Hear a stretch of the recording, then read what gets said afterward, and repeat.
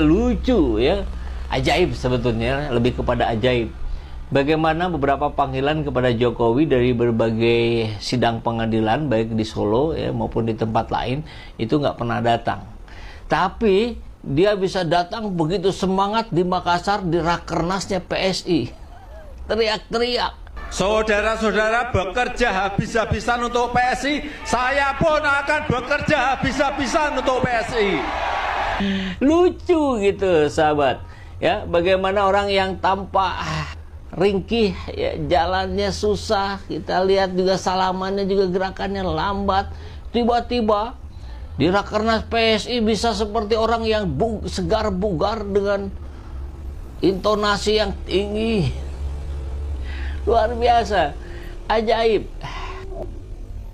Irung terbukti, Jokowi terkena pos pasca kekuasaan, masih ingin berkuasa. Ada momen ketika ucapan seorang pengamat yang tadinya dianggap berlebihan, perlahan menemukan konteksnya sendiri. Setelah masa jabatan berakhir, ruang publik berharap seorang mantan presiden benar-benar memberi jarak, namun realitas justru bergerak ke arah sebaliknya. Aktivitas politik yang semakin intens membuat sebagian orang kembali mengingat satu istilah yang pernah dilemparkan Roky Gerung ke meja diskusi nasional. Dalam berbagai kesempatan, Roky Gerung menyinggung soal post-power syndrome sebagai gejala psikologis dan politik yang kerap muncul pada tokoh besar. Istilah ini merujuk pada kesulitan melepaskan pengaruh, peran, dan sorotan setelah kekuasaan formal berakhir. Saat itu, pernyataan tersebut menuai pro dan kontra, dianggap spekulatif, bahkan dinilai sekadar provokasi intelektual. Namun, situasi politik 2026 memberi bahan baru untuk membaca ulang kritik tersebut. Presiden RI ke-7 Joko Widodo secara terbuka menyatakan komitmennya bekerja habis-habisan demi Partai Solidaritas Indonesia. Pernyataan ini disampaikan dalam forum resmi partai, bukan ruang privat, dan disertai penegasan kesiapan turun langsung hingga ke level paling bawah struktur politik. Keterlibatan aktif itu bukan sekadar dukungan simbolik. Jokowi menyampaikan kesiapan menggerakkan tenaga, waktu, dan pengaruhnya demi membesarkan PSI di berbagai tingkatan wilayah. Ia menekankan pentingnya militansi kader, kerja kolektif, dan target kemenangan elektoral sebagai tujuan bersama yang harus dikejar dengan serius. Bagi sebagian publik, langkah tersebut menunjukkan kepedulian terhadap regenerasi politik dan keberlanjutan gagasan. Namun, bagi sebagian lain, ini justru memperkuat kesan bahwa figur mantan presiden belum benar-benar beranjak dari panggung kekuasaan. Peran sebagai negarawan purna tugas tampak bercampur dengan ambisi politik praktis yang masih menyala. Di titik inilah ucapan Roky Gerung kembali relevan. Post-power syndrome tidak selalu hadir dalam bentuk keinginan berkuasa kembali secara formal, tetapi bisa muncul sebagai dorongan kuat untuk tetap mengendalikan arah, menentukan peta, dan memastikan pengaruh tetap terasa. Politik lalu menjadi ruang pelampiasan yang paling memungkinkan. Kondisi ini juga memunculkan pertanyaan lebih luas tentang kedewasaan demokrasi. Apakah sistem memungkinkan transisi yang sehat dari kekuasaan menuju peran kenegaraan yang lebih netral, atau justru memberi ruang bagi kultus figur untuk terus bertahan lewat partai dan jaringan politik baru?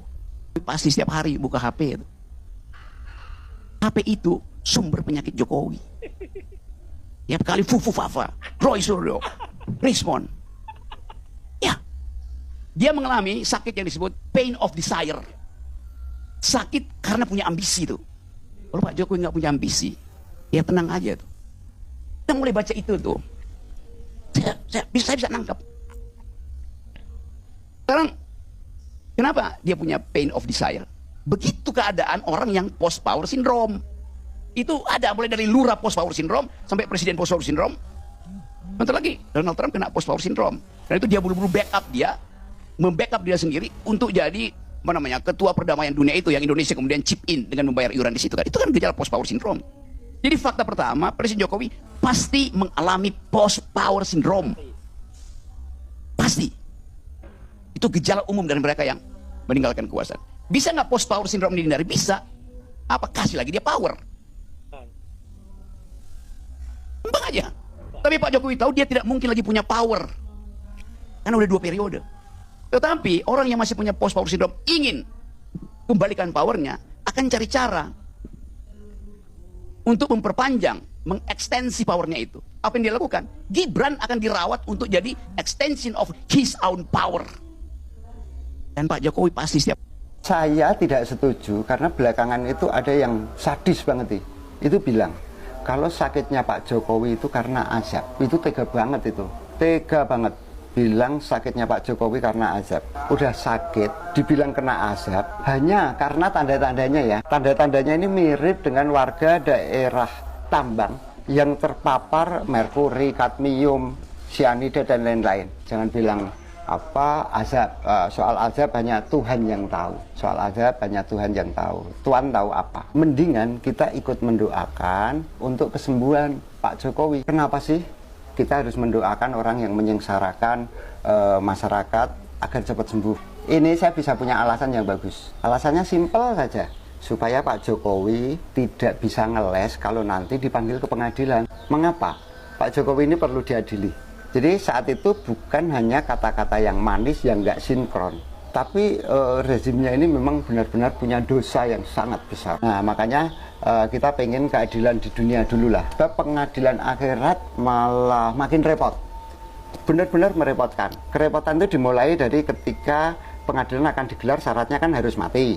Nah ketika mati itu, entah itu hanya sekadar kirim karangan bunga, tapi itu juga merepotkan. Belum lagi harus melayat, belum lagi petugas yang menggali lubang kubur, itu kan melelahkan dan bikin keringat gitu loh. Itu baru syarat aja. Belum lagi bagi kita yang pengen melihat jalannya keadilan akhirat ditegakkan, seperti apa bentuknya, seperti apa.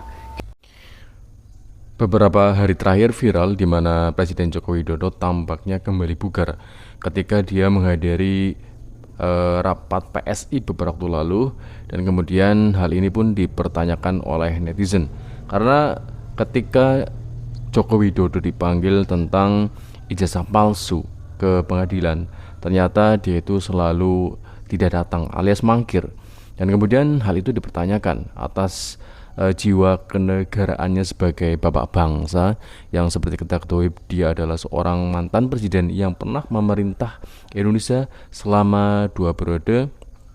Ternyata hal itu tidak menunjukkan sikapnya sebagai bapak negara yang bijaksana. Dan ketika beliau tidak menghadiri acara rapat atau sidang di pengadilan tentang ijazah palsunya, dia itu menunjukkan sisi lemahnya dengan jalan secara lambat dan kemudian raut muka yang begitu lemah. Tetapi anehnya ketika dia rapat di PSI kemarin, dia berpidato dengan lantang dan kemudian dengan sangat semangat, bahkan dia pun berjanji akan berjuang mati-matian untuk PSI ya, dengan segenap tenaga, segenap jiwa raganya.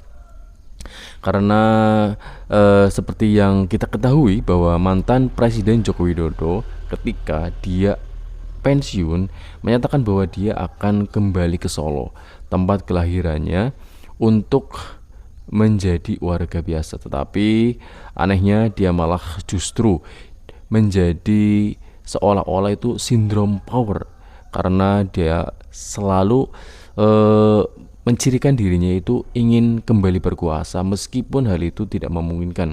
Dan dengan jalannya adanya anak-anaknya di pemerintahan seperti Gibran menjadi wakil presiden dan kemudian Kaisang menjadi kota PSI, mungkin tampaknya adalah jalan atau jembatan agar dia kembali menjadi sebuah sosok yang ada di balik pemerintahan. Dan seperti apa yang kita ketahui bahwa sejak dia lengser dari jabatannya, dia tetap seolah-olah menjadi seorang penting ya, yang mempunyai peran di pemerintahan. Dengan adanya rapat-rapat di kediamannya di Solo seperti para pejabat yang menyambanginya, yang seringkali para petinggi penting ya, itu pun masih termasuk Presiden Prabowo sekarang ya, yang pernah singgah atau dalam arti silaturahmi atau bahkan seolah-olah menghadap ke tuannya.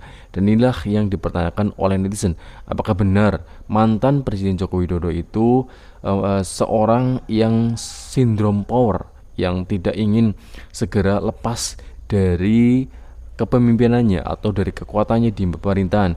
Dan tampaknya sen kanan belok kiri yang dicap oleh netizen atau rakyat Indonesia bahkan itu semakin melekat kepadanya. Cukup sekian ini, semoga bermanfaat. Assalamualaikum warahmatullahi wabarakatuh.